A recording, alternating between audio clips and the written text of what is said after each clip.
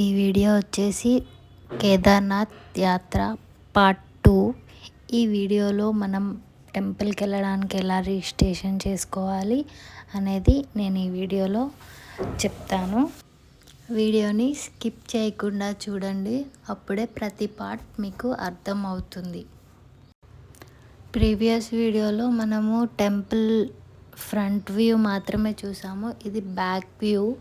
2013లో వరదలు వచ్చిన విషయం అందరికీ తెలిసిందే. ఆ వరద ఉద్రిక్తను ఆపడానికి ఈ శిల సహాయపడింది. దీన్ని భీమశిల అంటారు. ఇది వచ్చి ఇక్కడ ఆగడం వల్ల వరద అనేది రెండు వైపులా డివైడ్ కావడంతో టెంపుల్కి ఏం కాకుండా సేఫ్గా ఉంది. ఇదంతా టెంపుల్ బ్యాక్ సైడ్. వెనకాల అందరూ సాధువులు ఇలా గుడిసెలు వేసుకొని కూర్చొని మనకు కనిపిస్తారు. ఇది వచ్చేసి మనకి ఆదిశంకరాచార్యుల వారిది టెంపుల్. ఇది కూడా టెంపుల్ బ్యాక్ సైడే ఉంటుంది.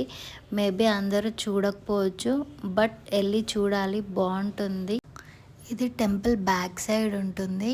పద్మవ్యూహం లాగా రౌండ్గా తిరిగి లోపలికి వెళ్ళాలి. పైకి ఎవరికి కనిపించదు. ఇక్కడికి వెళ్తే చాలా ప్రశాంతంగా పీస్ఫుల్గా ఉంటుంది. వ్యూ కూడా బాగుంటుంది. మేము వెళ్ళి అలా అరగంట కూర్చొని ప్రశాంతంగా గడిపాము. ఇది అక్కడ కర్పూర గౌరం శ్లోకం రాసి ఉంటే వీడియో తీశాను.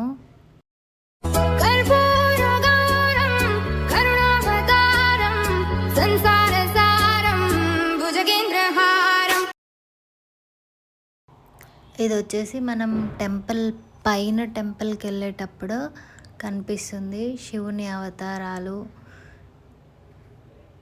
అవన్నీ కనిపిస్తాయి. మనం చూసుకుంటూ వెళ్ళొచ్చు. శివుడు ఏ అవతారంలో ఎలా ఉంటాడు, ఎన్ని అవతారాలు ఉన్నాయి అనేది మొత్తం మనకి ఇక్కడ కనిపిస్తుంది. చూసుకుంటూ వెళ్ళాలి. ప్రతి ఒక్కటి అక్కడ క్లియర్గా రాసి ఉంటుంది. ఎప్పుడు ఎలా శివుడు అవతరించాడు అనేది మనకి ఇక్కడ కనిపిస్తుంది.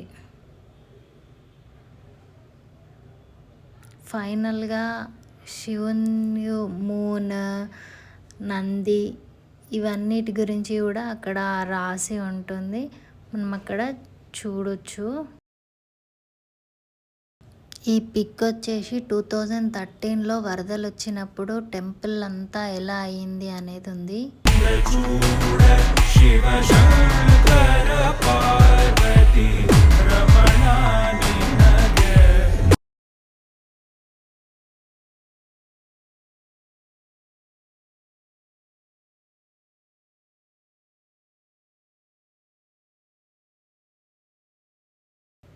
మేము వెళ్ళిన రోజు బాగానే ఉండే, కానీ వచ్చేటప్పుడు మాత్రం ఫుల్ వర్షం, స్నో లాగా పడింది.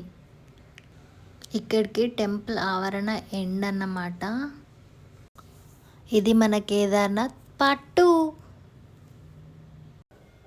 ఇక్కడ మీరు ఆన్లైన్లో రిజిస్ట్రేషన్ చేసుకోవాలి అని అంటే చార్ధామ్ యాత్ర రిజిస్ట్రేషన్ అనే వెబ్సైట్కి వెళ్ళి మీ డీటెయిల్స్ ఇచ్చి మీ మొబైల్ నెంబర్ ఇంకా అవన్నీ ఇచ్చి ఇక్కడ రిజిస్ట్రేషన్ చేసుకోవాలి.